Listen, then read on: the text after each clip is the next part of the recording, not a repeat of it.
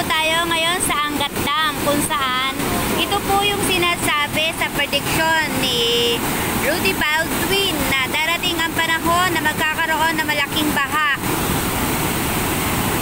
At sa ngayon po, ito po ang kalagayan ng Angat Dam. Sa kabila po, nagpakawala na ng tubig sapagkat talagang napakadami na po ng yan po. So, ingat po sa ating mga kababayan sa Kamaynilaan. Talaga pong babaha po sa lugar nila sapagkat nagpakawala po ng tubig dito mula sa ang tubig na yan ay nanggaling sa Lamesa Dam. Ngayon po, ito po ang kalagayan dito sa Angat Dam. Kanina maraming may kalabaw, baboy, baka na tinangay ng baha o ng alon.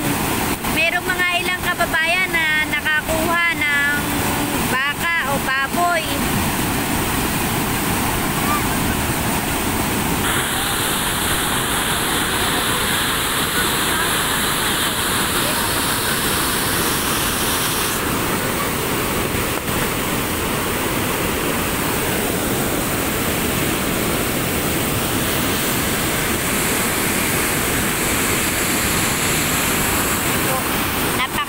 Po ng nalubog sa tubig. Tignan nyo po sa kabila at napakalakas. Inuksan po ang gate sa kabila para po wag bumaha sa ibang nasa itaas na parte ng lugar. Ito po yung nasa pahayag o prediction ni Rudy Baldwin.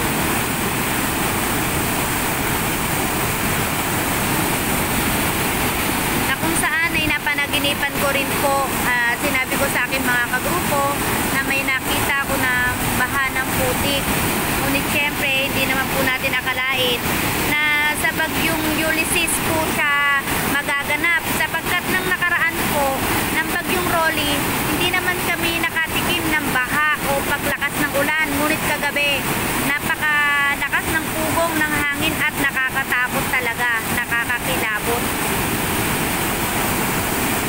Kasalukuyan pa nga lang kung ginagawa ang gate o ang pangharang ng tubig. Kaya yung isang dako doon ay bukas pa. Kaya hindi maiiwasan pong bumaha sa Kamaynilaan at sa ibang karating na lugar.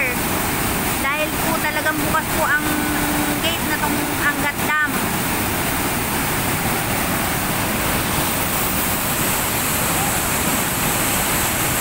Napakalaking troso po na yun, no?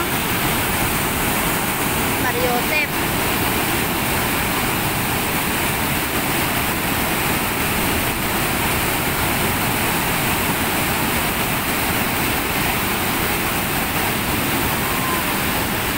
Marami talagang lulubog sa baha sa Kamaynilaan dahil patuloy ang pagdagsa o ragasa ng tubig. Napakalaki ng kahoy na yun, no? Galing dito yun.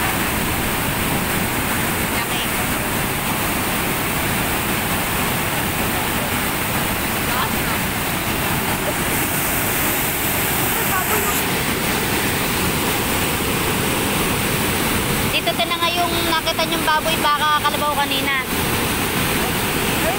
Kalabaw, ayun o, kalabaw.